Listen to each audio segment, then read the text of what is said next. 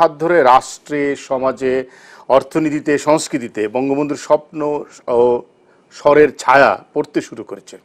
বঙ্গবন্ধুর আয়নায় বাংলাদেশ তার সম্পূর্ণ মুখ দেখার স্তরে কবে পৌঁছবে বলে মনে করেন আপনি?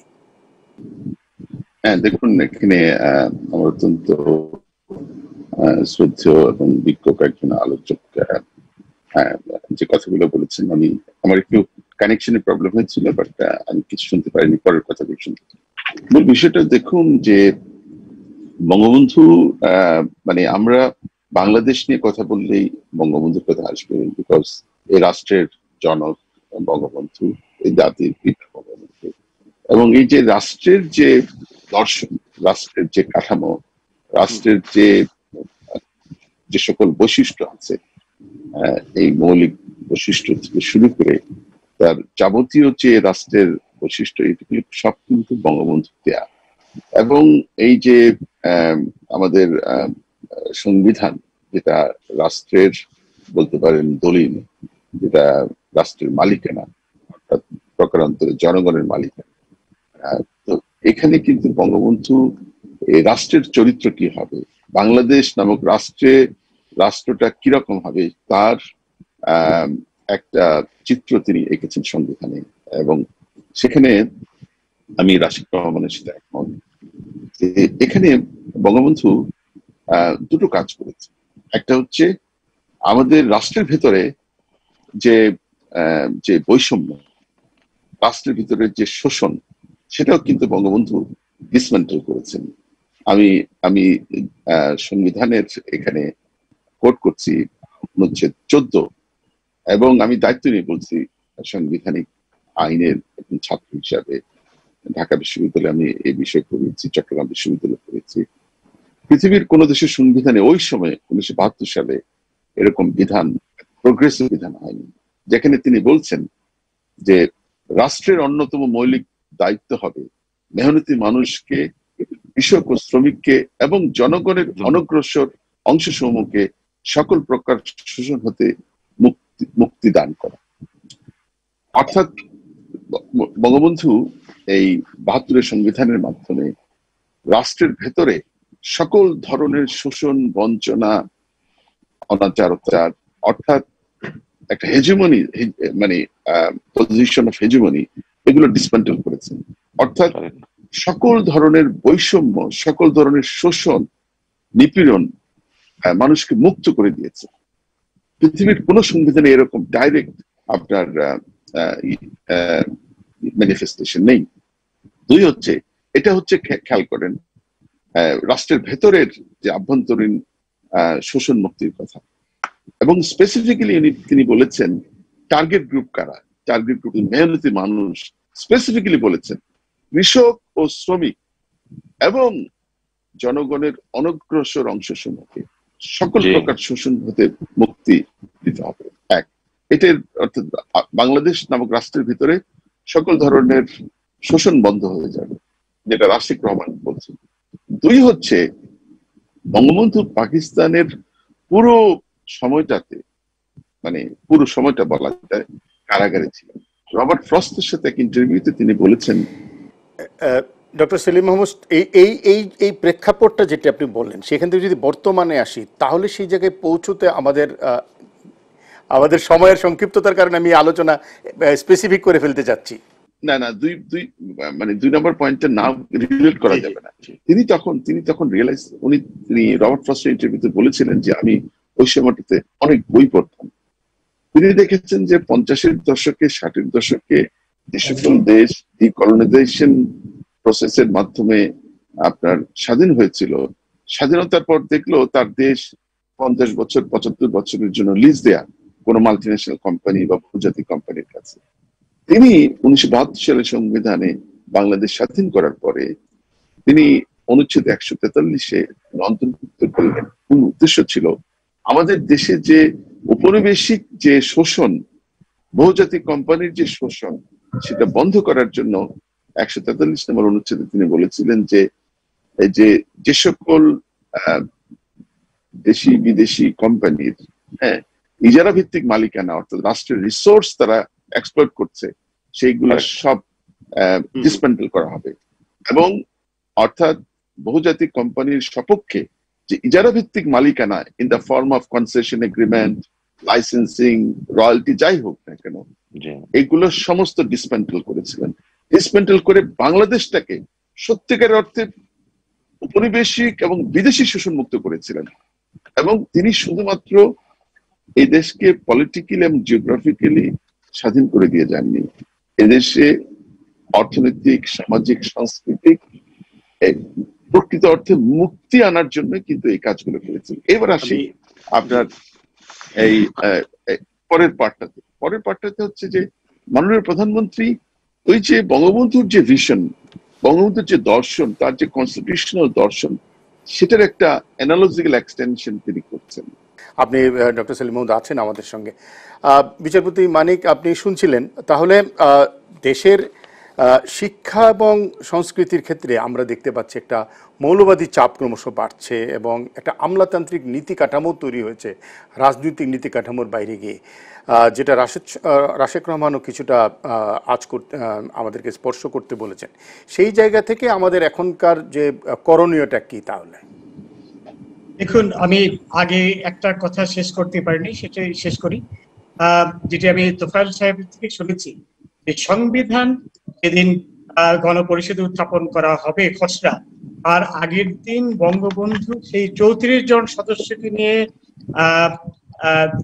গাজীপুরের এক জায়গায় একটা রেস্ট হাউসে বসেছিলেন সবাইকে নিয়ে, এবং একটা দীর্ঘ বেশ কয়েক ঘন্টা তিনি সবার সাথে আলাপ করেছেন, সবাইকে আবার সেখানে খসড়ায় যেসব সংশোধন আনা দরকার সেই সংশোধনগুলো করেছেন এবং সবাইকে আবার নতুন করে নির্দেশনা দিয়ে, এটা ছিল তার সর্বশেষ কর্মকাজ এই সংবিধানের খসড়ার উপরে।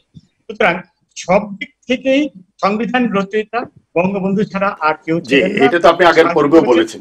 সাহায্য করেছেন 34 জন, এবং সেই 34 জনের একজনই ছিলেন কামাল হোসেন সাহেব। আচ্ছা, এখন আসি যে জিয়াউর রহমান এবং মোস্তাক গম আসলে এই কথা আগেও বলেছেন, আমি একটু রিপিট করি। তারা বঙ্গবন্ধুকে হত্যা করেছিল দেশকে আবার পাকিস্তানে পরিণত করার জন্য, এবং এই ব্যাপারে তো আমাদের কোনো এভিডেন্সের কোনো ঘাটতি নেই। তো এটা করেই তারা জিয়াউর রহমান সংবিধানকে তছনছ করে দিল, যে তার মৌলিক নীতি সবগুলোকে, গণতন্ত্র সহ, গণতন্ত্র তো চলেই গেল, ধর্মনিরপেক্ষতা চলে গেল, এগুলো তো সবই আমাদের জানা ইতিহাস। আমি যেটা বলছি যে আমার পৌঁছানোর জায়গাটা, আমি এই অধ্যাপক মিজানুর রহমান সাহেব, অধ্যাপক সেলিম, অধ্যাপক মাকসুদ সাহেবের সাথে এবং রাশেক রহমানের সাহেবের সাথে তারা সবাই এই ব্যাপারটি কাজ করেছেন। আমি এক কথা বলতে চাই যে বঙ্গবন্ধু এই সামাজিক অর্থনৈতিক বৈষম্য দূর করার জন্যই কিন্তু বাকশাল গঠন করেছিলেন তখন, এবং এটিকে এই বাকশালের বিরুদ্ধে সারা পৃথিবীতে তখন পাকিস্তান, মার্কিন যুক্তরাষ্ট্র, চীন সহ সারা পৃথিবীতে তখন একটি কি বলে অ্যাডভার্স প্রচারণা চালিয়েছিল বঙ্গবন্ধুর বিরুদ্ধে। কিন্তু আসলে আমরা যদি সেই বাকশালের মূল যে তত্ত্ব এটি যদি বিশ্লেষণ করি, তাহলে আমরা এটা আমাদের কাছে পরিষ্কার ভেসে আসবে যে বঙ্গবন্ধু অর্থনৈতিক বৈষম্য, শ্রেণী বৈষম্য এগুলো রোধ করার জন্যই বাকশাল করেছিলেন। কিন্তু জিয়াউর রহমান ক্ষমতায় এসেই এই সমস্ত এই 4টি নীতির উপরেই আঘাত হেনেছিল। এখন কথা হলো, জিয়াউর রহমানের সময়ে যেসব কর্মকাণ্ড করা হয়েছিল, 5ম সংশোধনী যে রায়, ইটালিয়ান মার্বেল কোম্পানির যে রায়, সেই রায়ে হাইকোর্ট বিভাগ এবং পরে আপিল বিভাগ বলেছে ওই সময় যা কিছু করা হয়েছিল তার সবই অবৈধ, কারণ মাকসাদ বলে কোনো তথ্য আমাদের সংবিধানে নাই। 7ম সংশোধনী মামলায় কিন্তু একই কথা বলা হয়েছে। জাস্টিস মানিক, আমার একটু আপনাকে এখানে একটু ইন্টারাপ্ট করছি, আমি তাহলে ঘুরে আসি। আমি একটু ডক্টর মিজান আপনার কাছে আসছি যে পরিস্থিতি দেখছি আমরা, তাহলে আমাদের 75-এর পরে এবং আজকের বাংলাদেশ সামনের দিকে যখন তাকাই, তখন একদিকে আমি দেখি যে তারুণ্য আধুনিক হতে বেপরোয়া, আবার মনোবাদী হতেও বেপরোয়া। দুটোর এই পারস্পরিক যোগাযোগটা কেন? আমরা যদি এখন 72 সালের সংবিধানে যা যা লেখা ছিল মূলনীতিগুলো, সেগুলো যদি আবার পুনরুদ্ধার করে লিখি, তাতে কি অবস্থার পরিবর্তন হবে কিনা? কারণ আমাদের আশেপাশে অনেক দেশে সংবিধানে এখনো ধর্মনিরপেক্ষতা লেখা আছে। আমাদের ধর্মনিরপেক্ষতা আমরা পেয়েছি 1972 সালের সংবিধানে, কিন্তু ভারতের সংবিধানে এটা আসছে 1978 সালে। আবার তো রাষ্ট্রধর্ম এসছে সংবিধানে এখনো হ্যাঁ আসুক, আমি বলছি এই যে আশাটা সংবিধানে, ভারতবর্ষের সংবিধানে এখনো ধর্মনিরপেক্ষতা আছে, কিন্তু প্র্যাকটিসটা কি হচ্ছে এই তো আপনিও দেখছেন, আমরাও দেখছি, প্র্যাকটিসটা কি।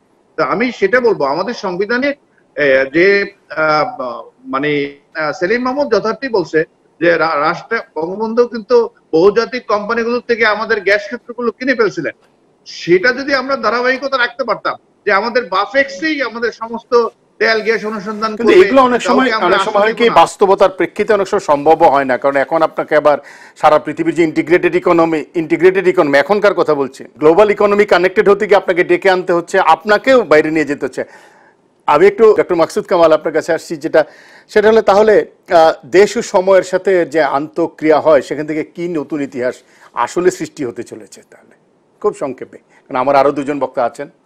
আমরা বস্তুত অর্থে আওয়ামী লীগের এই যে সময় প্রায় 11 বছর রাষ্ট্র ক্ষমতায় যে আছে, এই সময়ে আমরা নতুন কিছু যে সৃষ্টি করতে পেরেছি আমার এটি মনে হয় না। এর কারণ হলো রাজনৈতিক যে চর্চা, বাংলাদেশ আওয়ামী লীগের যে অঙ্গ সংগঠন এবং সহযোগী সংগঠন যেগুলি আছে, এই অঙ্গ সংগঠন এবং সহযোগী সংগঠনের বিভিন্ন পর্যায়ে যে রাজনৈতিক চর্চাটা আরো বেশি পরিমাণে হওয়া ছিল, সেই রাজনৈতিক চর্চাটি কিন্তু হয়নি। এটি হলো একটি বিষয়, অর্থাৎ সেটা হওয়া প্রয়োজন বলে আপনি মনে করছেন? আমি মনে করি যেহেতু রাজনৈতিক দল ছাড়া কোনো দেশ চলতে পারে না এবং নেতৃত্ব পরিবর্তন সেটা রাজনৈতিকভাবে আসতে হবে। দেশের যে মৌলিক পরিবর্তন, সেই জন্য মৌলিক পরিবর্তনের যে কুঠারাঘাত করে যেগুলিকে ধ্বংস করে দিয়েছে সামরিক শাসকরা এবং এই জায়গায় যেতে হবে। রাশেক রহমান, আপনি কি মনে করেন যে বঙ্গবন্ধু, আমি জি বলি একটি রাজনৈতিক বড় ধরনের সংস্কারের প্রয়োজন এবং সেটি শুধু আওয়ামী লীগই পারবে সংস্কার করার জন্য, সেই বঙ্গবন্ধুর কন্যা যেহেতু নেতৃত্বে আছেন। হ্যাঁ, দ্বিতীয়টি হলো একাডেমিক যে এক্সারসাইজ, যেটা মিজান স্যার একটু আগে বলেছেন, এই যে আমরা কাউমি মাদ্রাসা থেকে শুরু করে অন্যান্য যেগুলি আছে, যে 11 ধরনের যে ধারার আপনাদের মতন যারা শিক্ষাবিদ আছেন তাদের নিয়ে তাহলে আমি একদিন একটা শিক্ষা ইস্যুতে একটা আলাদা আলোচনা করলে ভালো হবে। রাশেক রহমান, বঙ্গবন্ধুকে নিয়ে উচ্ছ্বাস আছে, ভক্তির প্রাবল্য আছে, কিন্তু রাজনৈতিকভাবে বুঝতে পারছি কতটুকু, সেই পথে অগ্রসর হতে পারছি কতটুকু, যেটি ডক্টর মাকসুদ কামাল বললেন, আপনি কি বলবেন? যে আমি সেই বাস্তবতা আসছে, আমি ডক্টর মিজানুর রহমান স্যারের কথাকে অনুসরণ করে সমর্থন করে একটা কথা বলতে চাই যে 100 বছর আগে বাঙালি কয়লা নিজে উত্তোলন করতে পারতো, কিন্তু এখন আর বাঙালি নিজে কয়লা উত্তোলন করতে পারতেছে না। এটা এখন বাইরের থেকে লোক এনে উত্তোলন করা লাগে, এই হলো আমাদের বাস্তবতা। আমি সম্পূর্ণ একমত। এবং 9ই আগস্ট 1975 সালে বঙ্গবন্ধু শেখ মুজিবুর রহমান এই সংবিধান, যেটা আমাদের ডক্টর সেলিম মাহমুদ সাহেব কথা বললেন, এই সংবিধান দ্বারা ক্ষমতায়িত হইয়াই বাংলাদেশের যেসব বহুজাতিক সংস্থা বাংলাদেশের প্রাকৃতিক সম্পদের উপরে করায়ত্ত করত, তাদের কাছ থেকে সেই প্রাকৃতিক সম্পদের প্রত্যেকটি ব্লককে ফিরিয়ে নিয়ে এই যে পেট্রো বাংলা যেটা আজকে আছে সেটা প্রতিষ্ঠা করেন। এবং সেই পেট্রো বাংলাকে তিনি ওই অধিকার দেন নিজের সিদ্ধান্ত নিজে নেওয়ার, নিজের খনিজ সম্পদকে দেশের জন্য উত্তোলন করান। কিন্তু সেটা সামরিক শাসক বলুন, এটা একটা বড় লম্বা আলাপের বিষয়। কিন্তু আমি যেটা বলতে চাচ্ছি যে আমাদের সংবিধানটা তো খুব কম্প্রিহেন্সিভ একটা সংবিধান ছিল 1972 সালে। এখন আজকের যে আলোচনা, আমি যেটা বুঝতে পারছি আপনার মূল উদ্দেশ্য জানা যে কিভাবে আমরা সেই জায়গায় ফিরতে পারি। তাহলে আমি আপনাকে জিজ্ঞেস করি, আমি নিজেও লজ্জা পাই এই জায়গাটায়। মার্কিন যুক্তরাষ্ট্রের যে কোনো বিশ্ববিদ্যালয়ে আপনি পড়ালেখা করছেন, যত বোদ্ধাই আপনি হন, যত শিক্ষিতই আপনি হন, যত ভালো ছাত্রই আপনি হন, মার্কিন ইতিহাসের যে কোর্সটি 3 ক্রেডিটের, সেটা যদি আপনি সম্পূর্ণ না করেন, আপনি জীবনে কোনোদিন ডিগ্রি অথবা পাশে ডিগ্রি পাবেন না। অথচ আমি যদি জিজ্ঞাসা করি আজকে আপনার অনুষ্ঠানের মাধ্যমে, আমি একজন বাঙালি, আমার বাংলাদেশের কোন শিক্ষা প্রতিষ্ঠানে এই ধরনের বাংলাদেশের ইতিহাসের উপর বাধ্যবাধকতা আছে কিনা, প্রশ্নের উত্তরে আপনারা আমার লজ্জা পেতে হবে। অর্থাৎ ওই প্রাইভেট বিশ্ববিদ্যালয়ের socio economic profile of Bangladesh নামে একটা সাবজেক্ট পড়ানো হয়, যেখানে সংবিধানের কোনো ধারে কাজ দিয়েও আমরা নাই, বাংলাদেশের ইতিহাসের ধারে কাজ দিয়েও নাই। তাহলে বোঝা যাচ্ছে যে এইটাও একটা রাজনৈতিক কর্মসূচি নেওয়া শিক্ষার বিস্তারে, যে আমাদের ইতিহাসটা যেন আমরা সঠিক ইতিহাসটা শুধু ইতিহাস নয়, ইতিহাসে আপনি আজকে যে কোনো ছাত্রকে যদি টিভির ক্যামেরা ধরে জিজ্ঞাসা করেন যে বাংলাদেশের স্বাধীনতার 4টি মূল স্তম্ভ বলুন, তিনি হাত করে আপনার দিকে তাকিয়ে থাকবেন, আপনি লজ্জিত হবেন। এটাই বাস্তব। ধন্যবাদ। ওই জায়গাটা ঠিক করতে হবে। আমাকে একটা কথা বলতে দেন, এটা খুব জরুরি, আমি যেটা তখন বলতে চাচ্ছিলাম। আর আরেকটা কথা কি, যে দেশের উন্নয়ন, দেশের কার্যক্রম, দেশের প্রশাসন, দেশের সুশাসন কার উপর নির্ভরশীল? রাজনীতিবিদ, জনপ্রশাসন এবং আইন শৃঙ্খলা রক্ষাকারী বাহিনী। আপনি যাদের দেশ সেবার জন্য নিয়োগ দিবেন বা নিযুক্ত করবেন, সেই লোক আদৌ 1972 সালের সংবিধানকে ধারণ করেন কিনা, তিনি আদৌ মানবিক কিনা, তিনি আদৌ সাম্য বিশ্বাস করেন কিনা, তিনি আদৌ স্বাধীন বাংলাদেশে বিশ্বাস করেন কিনা, সেটা যদি আপনি যাচাই না করে তাকে কাজ করার সুযোগ দেন, তাহলে আপনি ওই সিসিফিয়ান এসেন্স, নিজেকে নিজের পায়ে নিজে কুঠারাঘাত করতে বাধ্য। প্রতিদিন সকালে আপনি একটা পাথর পাহাড়ের উপরে তুলবেন, সূর্যাস্তের পরে পাথরটা আবার নিচে চলে আসবে, এবং এই কাজটি অনন্তকাল ধরে চলতে থাকবে। সুতরাং বঙ্গবন্ধু শেখ মুজিবুর রহমানের যেই দেখিয়ে দেওয়া পথ, যে সংবিধান, আজকের আগস্ট মাসের যে শোককে আমরা শক্তিতে রূপান্তরিত করতে চাই, সেটাকে বুদ্ধিদীপ্ত ভাবে একটি যৌক্তিক কর্মপ্রণালীর মধ্য দিয়ে আমাদেরকে সামনের দিকে এগিয়ে নিয়ে যেতে হবে। তাছাড়া সংবিধান সংবিধান করে আমরা চিৎকার করবো নিশ্চয়ই, এই সংবিধান আমরা আমাদের জীবনে পাবো না। বঙ্গবন্ধুর স্বপ্নের পরিসরটাকে যদি আমরা সেই জায়গাটা নিয়ে যেতে চাই, সবাই বলছিলেন যে সেই রাজনীতিটা, ডক্টর সেলিম মাহমুদ আপনি যদি যুক্ত করেন।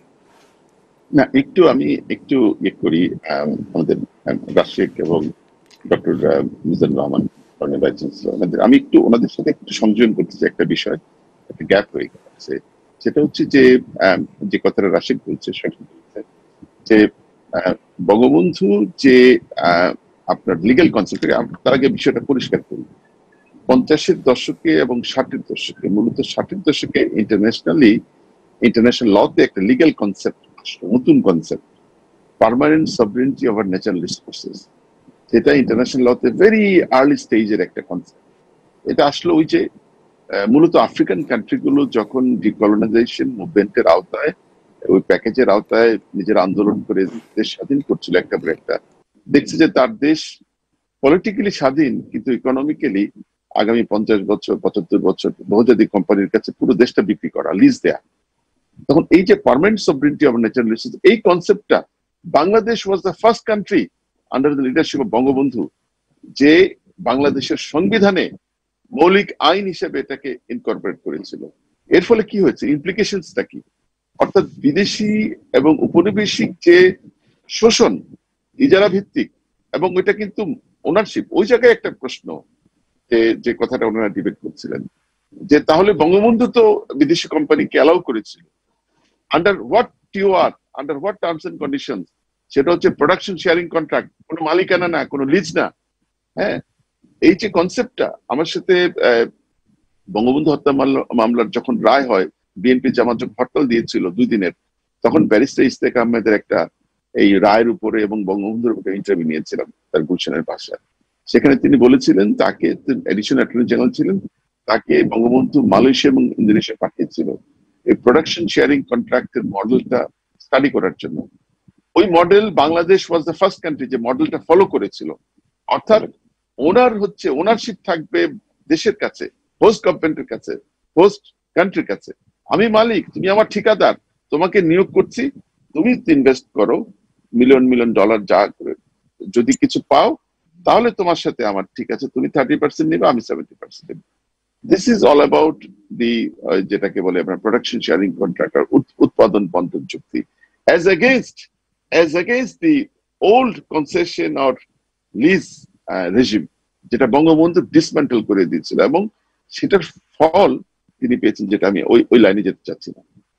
আজকে যেটা হচ্ছে, ওই বঙ্গবন্ধুর যে কনস্টিটিউশনাল এন্ড পলিটিক্যাল যে ফিলসফি, তার অ্যানালজিক্যাল এক্সটেনশন আমাদের নেত্রী করছেন এটাকে। এখন খেয়াল করেন, বঙ্গবন্ধু পুরো রেজিমটাকে যদি আপনি করেন, ইন্টারপ্রেট করেন, দেখবেন যে এখানে একটা, যেমন আর্লি 70s-এ 72, 73, 74, ওখানে কিন্তু একটা ন্যাশনালিস্টিক রেজিমেন্টেশন ছিল, কিন্তু আবার 74 থেকে 70 ওদিকে কিন্তু আবার একটা towards privatisation, towards private investment, উনি কিন্তু আবার এফডিআই এটাকে প্রমোট করছিলেন। এবং প্রথম দিকে কিন্তু আপনার এই সিলিং ছিল প্রাইভেট ইনভেস্টমেন্টের উপরে, হ্যাঁ, এবং ন্যাশনালাইজেশন। জি, তো ওইটা বঙ্গবন্ধু প্রোগ্রেসিভলি আপনার এই যে, অর্থাৎ উনি যখন ন্যাশনালাইজেশনে ঝুঁকেছিলেন, যদিও ন্যাশনালাইজেশন উনি নিজেও জানতেন ন্যাশনালাইজেশন ইজ নট দি পেনিশিয়া, কিন্তু উনি যখন ন্যাশনালাইজেশনে গিয়েছিলেন তখন কিন্তু হোল ওয়ার্ল্ডে এটা হচ্ছে, ব্রিটিশ বিনক বলে, ব্রিটিশ ন্যাশনাল কোম্পানি, অর্থাৎ ব্রিটেন নিজেও ন্যাশনালাইজ করেছিল 72, 73 এই সময়টাতে। কিন্তু বঙ্গবন্ধু ট্রান্সফার, এবং আই সাপোর্ট জাস্টিস মানিক, যে বঙ্গবন্ধু 1975-এর 25শে জানুয়ারি তার যে দ্বিতীয় বিপ্লব, পার্লামেন্টে দ্বিতীয় বিপ্লব হিসেবে ঘোষণা করেছিলেন, কনস্টিটিউশনাল অ্যামেন্ডমেন্ট হয়েছে।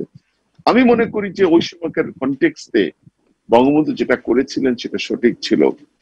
এদেশের তার যে কমিটমেন্ট, এদেশের মানুষকে একটা শোষণ মুক্ত রাষ্ট্র উপহার দেওয়া, সমাজ উপহার দেওয়া, তার জন্য তিনি তার দ্বিতীয় বিপ্লব ঘোষণা করেছেন। আমি মনে করি যে ওই কারণেই তাকে হত্যা করা হয়েছে। ধন্যবাদ আপনাকে। জি, আমরা আসলে এরকম একটা আলোচনা আসলে আমার মনে হয় 2 ঘন্টায়ও শেষ হওয়ার মতো নয়, এবং আপনারা প্রত্যেকে বিদগ্ধ জন। তো আমরা যেই কথাটা করা উচিত, এবং আমার কাছে মনে হয় যে আসলে সময়ের স্বল্পতায় আমি অনেক কিছু আলোচনা করতে পারি। আপনাদের 5 জনকে অসংখ্য ধন্যবাদ। আসলে যে কথাটা আমি একদম শুরুতে বলেছিলাম যে আসলে আমরা বঙ্গবন্ধু হত্যার মধ্য দিয়ে বাংলাদেশে যে একটা কৃষ্ণ গহ্বরে প্রবেশ করেছিল, সেখান থেকে এখন আমরা শ্বেত বিবরের দিকে অগ্রসর হতে শুরু করেছি। কিন্তু এখানে যেন আমরা কোনোভাবেই ভক্তির প্রাবল্য দেখিয়ে, উচ্ছ্বাস দেখিয়ে মূল রাজনীতিটা যেটা বঙ্গবন্ধু দেখতেন, শোষণমুক্ত বাংলাদেশ, যেটা ডক্টর সেলিম বলছিলেন, জাস্টিস মানিক বলছিলেন, যে মানুষের যে মুক্তি, সেই মানুষের মুক্তি, সমাজের এগিয়ে যাওয়া এবং অত্যন্ত লিবারেল পথে, উদার নীতির পথে, অসাম্প্রদায়িক পথে এগিয়ে যাওয়া, সেখান থেকে যেন ফিরে না যাই, আমরা যেন সরে না পড়ি। আপনাদেরকে অসংখ্য ধন্যবাদ। দর্শক, আপনাদেরকেও ধন্যবাদ সঙ্গে থাকার জন্য। শোকের মাস আগস্ট পার করেছে। 1975-এর 15 আগস্ট শুধু জাতির পিতার হত্যা দিবস নয়, সেদিন বাংলাদেশের ইতিহাসকে হত্যা করা হয়েছিল, বাংলাদেশের সংবিধান, রাষ্ট্রের মৌলিক চরিত্রকে হত্যা করা হয়েছিল। শোককে শক্তিতে পরিণত করার কথা বলছি আমরা, আগস্ট গেলে সেই চেতনা কতটুকু থাকে? বঙ্গবন্ধুর অবর্তমানে বঙ্গবন্ধু কন্যার হাত ধরে কোন পথে চলছি আমরা, রাজনৈতিকভাবে কতটা পরিণত হতে পেরেছি, সেটা আজকে আলোচনায় বুঝতে চাই। এই মুহূর্তে আজ আমার সাথে যুক্ত আছেন ডিজিটাল প্ল্যাটফর্মে 4 জন অতিথি। পরিচয় করিয়ে দিচ্ছি। শামসুদ্দিন চৌধুরী মানিক, সুপ্রিম কোর্টের আপিল বিভাগের অবসরপ্রাপ্ত বিচারক। আছেন অধ্যাপক মিজানুর রহমান, উপাচার্য জগন্নাথ বিশ্ববিদ্যালয়। অধ্যাপক ডক্টর মাকসুদ কামাল, উপাচার্য ঢাকা বিশ্ববিদ্যালয়। এবং রাশেক রহমান, আওয়ামী লীগ নেতা, তিনি যুক্ত হয়েছেন যুক্তরাষ্ট্র থেকে, এবং আমরা আশা করছি খুব শীঘ্রই আওয়ামী লীগের কেন্দ্রীয় তথ্য ও গবেষণা সম্পাদক ডক্টর সেলিম মাহমুদ আমাদের সাথে যুক্ত হবেন। যেই কথাটা শুরু করেছিলাম বিচারপতি মানিক, সংবিধানের রাষ্ট্রের পরিচালনার মূলনীতি জাতীয়তাবাদ, সমাজতন্ত্র, শোষণ মুক্তি, গণতন্ত্র, মানবাধিকার এবং ধর্মনিরপেক্ষতা, ধর্মীয় চেতনা ইত্যাদি যে কথাগুলো সংযুক্ত আছে, আজকের প্রেক্ষাপটে 72-এ যদি আমরা ফিরতে চাই, তাহলে সেটা সম্ভব হচ্ছে না কেন? দেখুন, সংবিধানকে ডিফাইন করা হয়েছে যারা বিজ্ঞজন, সেই 19 শতকে প্রফেসর ডাইসি, তারপরে ব্ল্যাকস্টোন ইত্যাদি মনীষীরা সংবিধানের যে সংজ্ঞা দিয়েছেন সেটি হলো, সংবিধান হচ্ছে কতগুলো মূল বিধি যার দ্বারা রাষ্ট্র পরিচালিত হয়, রাষ্ট্রের বিভিন্ন অঙ্গের ক্ষমতার ডিফাইন করা হয় এবং সেই বিভিন্ন অঙ্গের সাথে জনগণের সম্পর্ক সেগুলো উল্লেখ করা হয়। আর বিভিন্ন জন সেই সংজ্ঞা অনুসরণ করেই সাম্প্রতিক কাল পর্যন্ত যেটি বলেছেন যে সংবিধান হচ্ছে একটি অর্গানিক ডকুমেন্ট, জীবন্ত ভাইব্রেন্ট ডকুমেন্ট। এই ডকুমেন্ট আমেরিকার একসময় প্রধান বিচারপতি, খুব নামকরা প্রধান বিচারপতি জন মার্শাল বলেছিলেন, এটি এমনি একটি ভাইব্রেন্ট ডকুমেন্ট যা চিরস্থায়ী হওয়ার জন্য লিখিত হয়ে থাকে, তবে এটি সময় সময় যুগের সাথে পরিবর্তনশীল হওয়া প্রয়োজন হয়ে পড়ে, কারণ সময়ে সময়ে পরিবর্তন আসার দরকার হয়। যাই হোক, আমি একটা কথা প্রথমে উল্লেখ করতে চাই ইশতিয়াক ভাই, সেটি হলো যে মানুষ ভুল করে বলে থাকে যে ডক্টর কামাল হোসেন সংবিধান প্রণেতা। আমি এই ভুলটি শুরুতেই ভাঙতে চাই। সংবিধান প্রণেতা ডক্টর কামাল হোসেন মোটেও ছিলেন না। যদি এই ক্রেডিট দিতে হয় তাহলে বঙ্গবন্ধুকে এই ক্রেডিট দিতে হবে, কারণ বঙ্গবন্ধু দেশে ফেরার সাথে সাথে যে কাজটি অগ্রিম বা প্রায়োরিটি বেসিসে হাতে নিয়েছিলেন সেটি ছিল সংবিধান প্রণয়ন করা, এবং সেই উদ্দেশ্যে তিনি 34 জনের একটি কমিটি গঠন করেছিলেন, এবং ডক্টর কামাল ছিলেন সেই 34 জনের একজন মাত্র। উনি যেহেতু মন্ত্রী ছিলেন, উনি এক্স অফিসিও সেই কমিটির চেয়ারম্যান ছিলেন, কিন্তু চেয়ারম্যানের দায়িত্ব ছিল মিটিং ডাকা, মিটিং অ্যাডজন করা ইত্যাদি ইত্যাদি। তো কিন্তু মূল যে কাজগুলো, সেই কাজগুলো কিন্তু বঙ্গবন্ধুর নিজস্ব তত্ত্বাবধানে হয়েছে। আমি বিভিন্ন জন থেকে, যেমন তোফায়েল সাহেব, তারপরে অধ্যাপক সাইদ সাহেব, তাদের থেকে যেটা শুনেছি সেগুলো হলো বঙ্গবন্ধু নিজে বিভিন্ন দেশ থেকে বিভিন্ন দেশের সংবিধান এনে সেই সংবিধানগুলো এই 34 জনকে সাপ্লাই দিয়েছেন, এবং উনি উল্লেখ করেছেন যে এই বিভিন্ন দেশের সংবিধানের কোন জিনিসগুলো বাংলাদেশের সংবিধানে থাকবে। উনি বিশেষ গুরুত্ব দিয়েছিলেন মৌলিক অধিকারের উপরে, এবং বলেছিলেন যে মৌলিক অধিকার অবশ্যই আমাদের সংবিধানে একটি গুরুত্বপূর্ণ অবস্থানে থাকবে। তাছাড়া উনি আরো যেই ব্যাপারটিতে বেশি গুরুত্ব দিয়েছিলেন সেই ধর্মনিরপেক্ষতা। আমরা যদি তার 4 নভেম্বর 1972-এর ভাষণ দেখি, এটি একটি ঐতিহাসিক এবং অত্যন্ত ল্যান্ডমার্ক ধরনের ভাষণ। সেখানে বঙ্গবন্ধু অত্যন্ত পরিষ্কার ভাষায় বলেছিলেন যে ধর্মের ভিত্তিতে কোনো রাজনীতি হবে না, এবং উনি সেই ভাষণে, সেটি ছিল গণপরিষদের ভাষণ, সেখানে তিনি বলেছিলেন ধর্মনিরপেক্ষতার ডেফিনেশনে দিয়েছিলেন। ধর্মনিরপেক্ষতা উনি বলেছিলেন ধর্মনিরপেক্ষতা মানে ধর্মহীনতা নয়, ধর্মনিরপেক্ষতা মানে হচ্ছে সকল ধর্মের মানুষের সমান অধিকার থাকবে, তাদের নিজ নিজ ধর্ম। উনি স্পেসিফাই করেছিলেন মুসলমান তার ধর্ম পালন করবে, হিন্দু ধর্ম তার ধর্ম পালন করবে, বুদ্ধিস্ট তার ধর্ম পালন করবে, খ্রিস্টান তার ধর্ম পালন করবে, কোনো বিধি নিষেধ, কোনো ধরনের কোনো এর মধ্যে কোনো বাধা থাকবে না, এবং এইটাই ধর্মনিরপেক্ষতা। তো উনি রাষ্ট্রীয় যে মূলনীতি, সেই মূলনীতিতে পরিষ্কার ভাষায় লিখে দেওয়া হয়েছিল যে ধর্মের ভিত্তিতে কোনো রাজনীতি হবে না, দেশটি হবে ধর্মনিরপেক্ষ দেশ। এরপরে বঙ্গবন্ধুকে হত্যা করার পরে জিয়াউর রহমান, আমরা সকলেই জানি বঙ্গবন্ধুকে হত্যা করেছিল জিয়াউর রহমান, মোস্তাক ইত্যাদি, তাদের নীল নকশায় কয়েকজন কর্নেল মেজর বঙ্গবন্ধুকে খুন করেছিলেন, কিন্তু মূল যে নকশাকারী সেটা ছিল জিয়াউর রহমান। জিয়াউর রহমান বন্দুকের জোরে ক্ষমতা পাওয়ার পরেই সেই 72-এর ঐতিহাসিক সংবিধান, সেই সংবিধানকে তছনছ করে দিল। এখানে আরেকটি কথা বলতে চাই, আমাদের সংবিধান এবং অন্যান্য দেশের সংবিধানের মধ্যে কতগুলো মৌলিক পার্থক্য রয়েছে। প্রথমত, অন্যান্য দেশের সংবিধান প্রণয়নে তাদের যে পুরনো কলোনিয়াল মাস্টার, যেমন ব্রিটিশ কলোনিয়াল মাস্টার বা ফরাসি কলোনিয়াল মাস্টার, তাদের অবদান ছিল, তারাই এই মৌলিক জিনিসগুলো করেছে। কিন্তু বাংলাদেশের সংবিধানে কিন্তু সে ধরনের কিছু হয়নি। আমাদের যে কনস্টিটিউয়েন্ট অ্যাসেম্বলি ছিল, সেই অ্যাসেম্বলি আমাদের সংবিধান রচনা করেছে, এবং সেই সংবিধান রচনার পিছনে বঙ্গবন্ধুর যে 26শে মার্চের স্বাধীনতার ঘোষণা, সেটি ছিল 10ই এপ্রিলের যে প্রোক্লেমেশন অফ ইন্ডিপেন্ডেন্স, যেটি মুজিবনগরে আমাদের সরকার ঘোষণা করেছিলেন, যেটি লিখেছিলেন ব্যারিস্টার আমির ইসলাম সাহেব, সেটিরও সহায়তা নেওয়া হয়েছে। এবং সবচেয়ে বড় কথা যে বঙ্গবন্ধু সার্বক্ষণিকভাবে এই সংবিধানটি রচনা করেছেন। এখানে আরেকটি কথা উল্লেখ না করে নয়, ভারতের সংবিধান তৈরি করতে সেখানে ডক্টর আম্বেদকরের মতো একজন বিজ্ঞ আইনজ্ঞ, তার লেগেছে 2.5 বছর, পাকিস্তানের তো লেগেছিল 9 বছর, কিন্তু আমাদের সংবিধান বঙ্গবন্ধুর নেতৃত্বে তৈরি করতে লেগেছে মাত্র 9 মাস। এবং এখানে সবচেয়ে বড় যার ভূমিকা ছিল, এটা আমি বললাম বঙ্গবন্ধু, কারণ বঙ্গবন্ধু প্রতিনিয়ত তিনি খবর নিতেন 34 জন থেকে, তাদেরকে উপদেশ দিতেন, আদেশ দিতেন, এবং বঙ্গবন্ধুর সক্রিয় আসলে নির্দেশনায়, উদ্যোগেই আসলে এই সংবিধানটা রচিত হয়েছে। সবচেয়ে বেশি ক্রেডিট ছিল কিন্তু বঙ্গবন্ধুর। তারপরে অন্যান্য যদি আরো ক্রেডিট দিতে চাই তাহলে আমির ইসলাম সাহেবের, কারণ আমি আপনার কাছে আবার ফিরি, অন্য আলোচনা আছে। আমি একটু ডক্টর মিজান, তাহলে 75-এর পরে যেভাবে বদলে ফেলা হলো আমাদের মৌলিক কাঠামোগুলো, সেখানে আমরা এখন ফিরতে চাই। আমরা দেখলাম যে ফেরার জন্য আমরা বেশ কিছু সংশোধনীয় এনেছি আমাদের সংবিধানে, কিন্তু তারপরেও সম্পূর্ণ ফেরার অপেক্ষায় আছি আমরা। সেই রাজনৈতিক প্রেক্ষাপটের জায়গা থেকে আপনি কি কি সুযোগ দেখেন অথবা সমস্যা দেখেন? ধন্যবাদ। বিচারপতি শামসুদ্দিন মানিক যথাযথভাবেই আমাদের সংবিধানের যে মূল ভিত্তিগুলো, ওগুলো ব্যাখ্যা উনি দিয়েছেন, এবং আমি মনে করি যেভাবে লিখিত আছে এবং সেখানে যেখানে পরিমার্জন, সংশোধন এগুলো করতে হয়, সেটা যথার্থই বলেছেন। কিন্তু আমি আসলে আরো একটু গোড়ায় যেতে চাই, যেটাও আমাদের সংবিধানেরই অংশ, যেটাও মাননীয় বিচারপতি বলেছেন, আমাদের স্বাধীনতার ঘোষণাপত্র।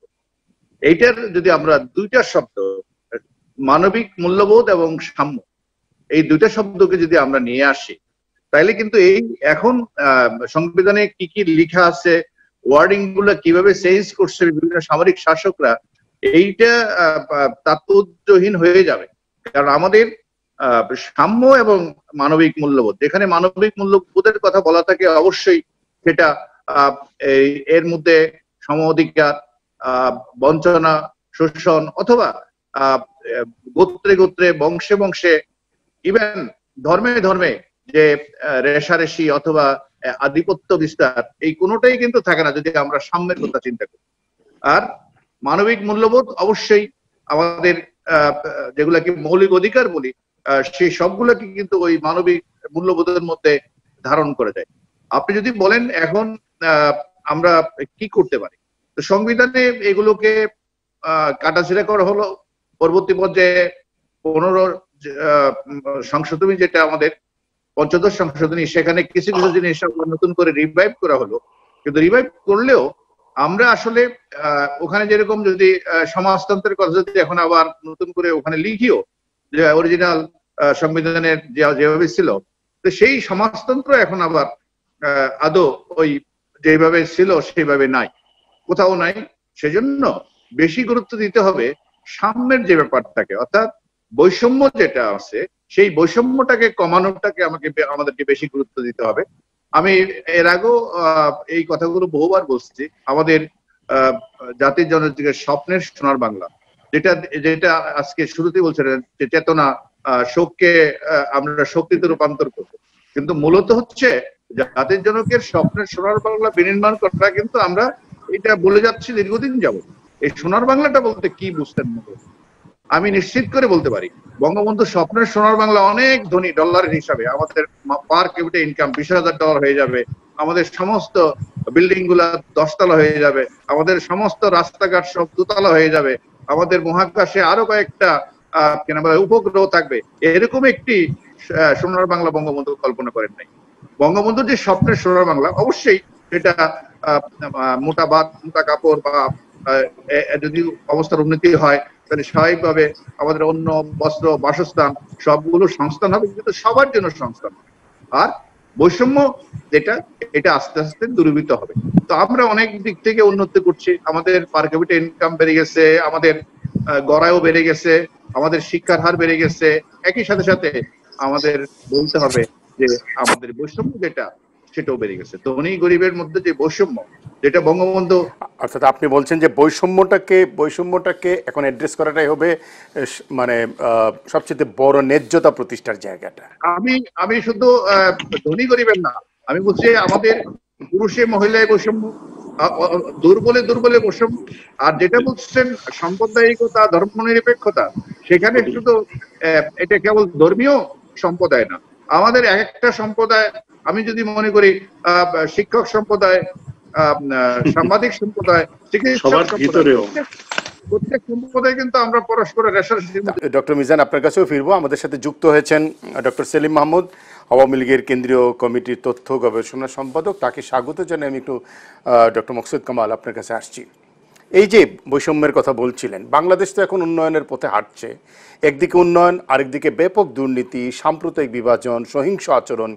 তাহলে কি আমরা বলবো পুঁজিবাদী আচরণ কি রাষ্ট্রের মূলনীতির সঙ্গে শত্রুতা করছে? আমাদের যে মূলনীতি ছিল, উন্নতির নিচে কি চাপা পড়ে যাচ্ছে মুক্তিযুদ্ধের চেতনা? ধন্যবাদ ইশতিয়াক ভাই। আমরা শোকের মাস পার হয়েছি। আমি আমার বক্তব্যের প্রথমেই আবারও জাতির পিতা বঙ্গবন্ধু শেখ মুজিবুর রহমান সহ তার পরিবারের সকলের প্রতি শ্রদ্ধা, যাদেরকে 15 আগস্টে হত্যা করা হয়েছে, এবং যে বিষয়টি নিয়ে আপনারা আলোচনা সূত্রপাত করেছেন, 15 আগস্টে যাদের রুহের মাগফিরাত কামনা করছি। প্রথমে আমি একটু বঙ্গবন্ধুর রাজনৈতিক আদর্শ এবং দর্শনের দুটি থেকে তারপর আমি আসতে চাই যে এখন কেন আমাদের এই সার্ববাদ কিংবা আমাদের আদর্শিক ক্ষেত্রে ব্যত্যয়টা হয়েছে, আমরা কেন বঙ্গবন্ধু নির্দেশিত পথে আমরা থাকতে পারছি না, সেই বিষয়টা আমি আসবো। আমরা যদি প্রথমে যেটি আমাদের জাস্টিস শামসুদ্দিন চৌধুরী, উনি যেটি প্রথমে বলেছেন যে আমাদের সংবিধানের যে ভিত্তিগুলো, এই সংবিধানের গণতন্ত্র, সমাজতন্ত্র, ধর্মনিরপেক্ষতা এবং বাঙালি জাতীয়তাবাদ, এগুলো সবকিছুরই প্রতিফলন হয়েছে আমাদের সংবিধানে। বঙ্গবন্ধুর জীবনচারিতা, বঙ্গবন্ধুর চলন বলন, প্রথম থেকে শুরু করে বঙ্গবন্ধু তার রাজনৈতিক জীবনে যা যা কিছু বিশ্বাস করতেন এবং যেগুলোর উপরে ভিত্তি করে বঙ্গবন্ধু সোনার বাংলাকে বিনির্মাণ করার স্বপ্ন দেখেছিলেন। এই সবকিছুই ছিল কিন্তু বঙ্গবন্ধুর এই সংবিধানের প্রতিটি বিষয় ছিল বঙ্গবন্ধুর আস্থা এবং বিশ্বাস, তারই প্রতিফলন কিন্তু সংবিধানে ঘটেছে। আমি যদি গণতন্ত্রের কথা বলি, আপনি দেখেন 17 নির্বাচনে এদেশের বামপন্থী রাজনৈতিক দলগুলো বলেছিল যে নির্বাচনে আমরা যাব না, বলছে ভোটের বাক্সে লাথি মারো, বাংলাদেশ কায়েম। বঙ্গবন্ধু বলেছেন যে না, একটি গণতান্ত্রিক প্রক্রিয়ার মধ্যে দিয়ে সমস্ত বহির্বিশ্বে এবং এদেশের মানুষের কাছে এই জিনিসটি প্রতিষ্ঠিত করতে হবে, পাকিস্তান নামক রাষ্ট্র যে শোষণ এবং নির্যাতন বাংলাদেশের মানুষের উপরে চালাচ্ছে, সেটা গণতান্ত্রিক প্রক্রিয়ার মধ্যে দিয়েই তার প্রতিফলন করতে হবে।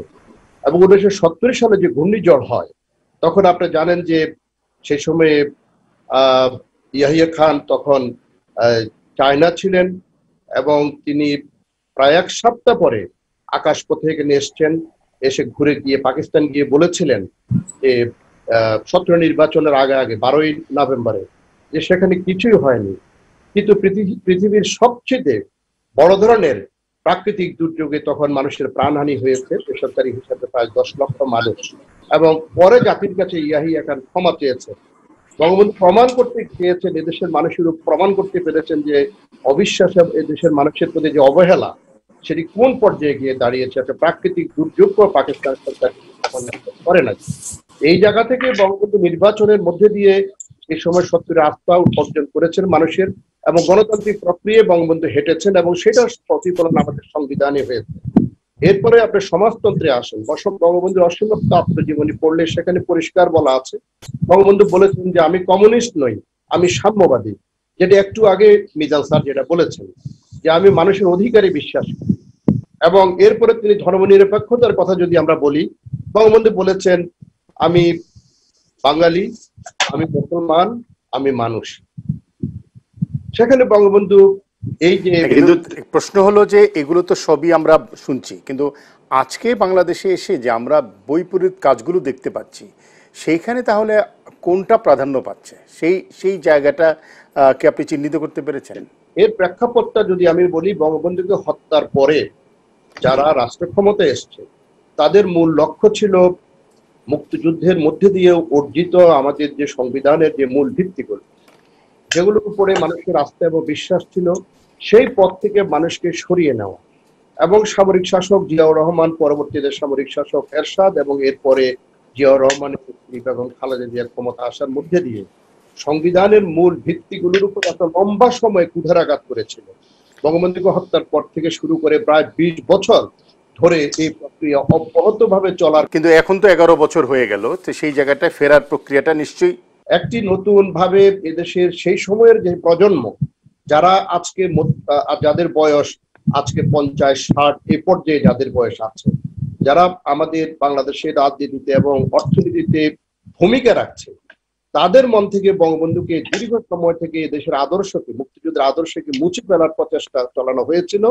এবং সেটিকে একাডেমিক প্রক্রিয়া থেকে শুরু করে রাজনৈতিকভাবে সেগুলোকে ধ্বংস করে দেওয়ার প্রক্রিয়ার কারণেই আমরা আজকে এই প্রজন্ম, এখনকার যে প্রজন্ম, তাদের কাছে আমরা 11 বছর ধরে পৌঁছাতে পারলেও যেই প্রজন্মটি মুক্তিযুদ্ধ অর্থে নীতি নির্ধারণী পর্যায় থেকে শুরু করে আরো দেশের উন্নয়ন এবং অগ্রগতিতে ভূমিকা রাখে, যাদের বয়স এখন 50 বা 45 বা 60, সেই জায়গায় গিয়ে আদর্শিক যে ভাবধারা, সেখানে আমার ধারণা সামরিক শাসনের আমলে ভুল ইতিহাস, ভুল তথ্য, স্কুল এগুলোর একটা প্রভাব থেকে যাচ্ছে। কারণে ওই প্রভাবের কারণে আজকে আমরা আগের জায়গায় ফিরে যেতে অসুবিধা হচ্ছে। আমরা ফিরবো নিশ্চয়ই, এবং এই ফিরে যাওয়ার যে অসুবিধা, সেই আলোচনাটা করতে চাই।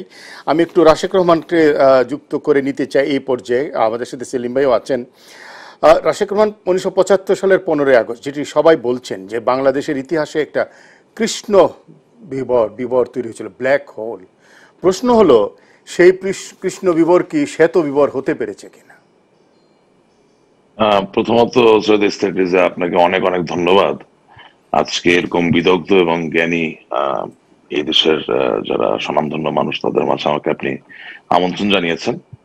আমি এই বক্তব্য যখন শুনছিলাম, তখন আমার মনে হলো একটা কথা আজকে আপনার অনুষ্ঠানে বলা দরকার। বঙ্গবন্ধু শেখ মুজিবুর রহমান যে সাম্রাজ্যবাদিতা এবং সামন্তবাদিতার বিরুদ্ধচারণ করে বাঙালিরে বাংলাদেশ স্বাধীন করে দিল, 1975 সালের 15 আগস্টের পরে ঠিক ওই সামন্তবাদিতাকে নতুন করে আমরা যারা বাঙালি তারা আলিঙ্গন করলাম।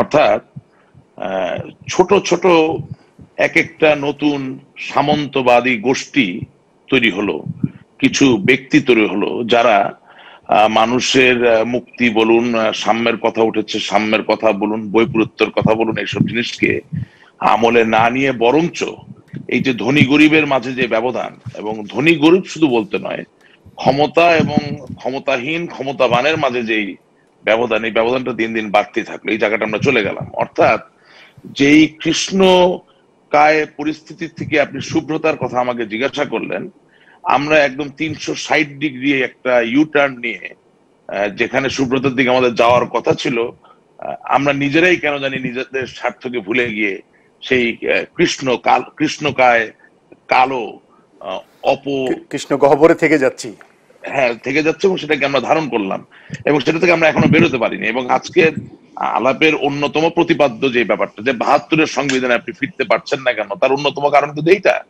আমি আপনাকে একটা প্রায়োগিক উদাহরণ দিতে চাই।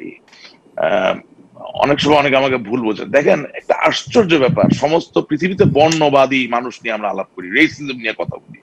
অর্থাৎ শ্বেতাঙ্গরা কৃষ্ণাঙ্গরে দেখতে পারে না, শ্বেতাঙ্গরা কৃষ্ণাঙ্গরে শাসন করে, শোষণ করে। কিন্তু আমার দেশের প্রেক্ষাপটটা দেখে, আমার দেশের প্রেক্ষাপট হচ্ছে, আমার দেশে তার শ্বেতাঙ্গ নাই, কৃষ্ণাঙ্গ নাই, আপনি আমি, we are A homogeneous group rather.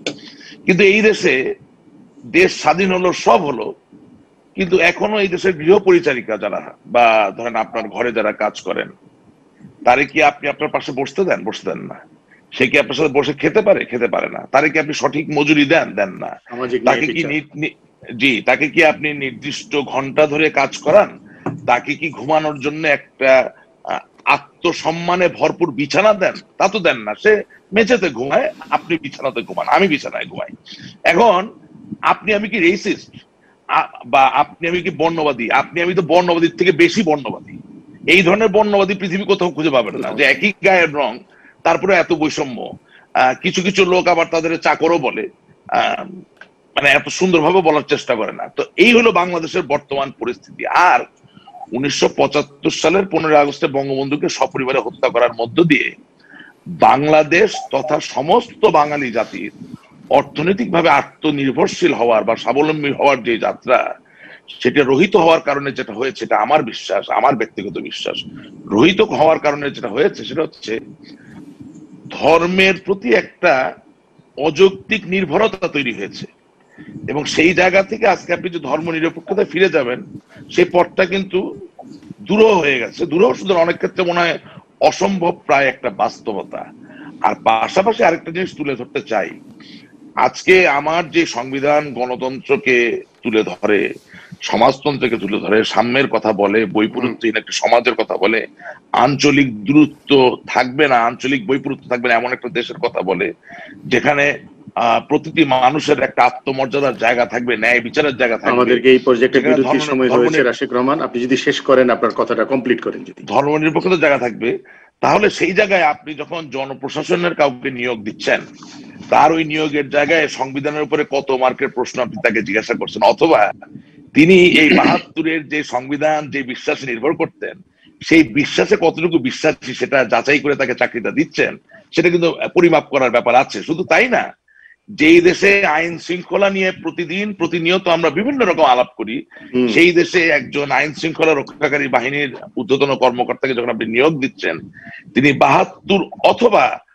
তৎসময় তার কাছাকাছি বিশ্বাসে কতটুকু বিশ্বাস করেন, রাজনৈতিক ভাবে পুরো বিষয়টাকে কতটা বুঝতে পারছি, সেইটা হলো আপনি বলছেন যে গুরুত্বপূর্ণ। এটা রাজনীতির অনেক ঊর্ধ্বে। এটা তো বাংলাদেশ বাঙালির পরিচয়ের একটা অঙ্গাঙ্গীন অংশ আমাদের সংবিধান। ধন্যবাদ আপনাকে। আমরা আবার ফিরবো আপনার কাছে। জি, আমরা ফিরবো আপনার কাছে, কিন্তু একটা বিরতির সময় হয়েছে। দর্শক, আপনারাও আছেন আমাদের সঙ্গে, একটা বিরতির সঙ্গে থাকবেন।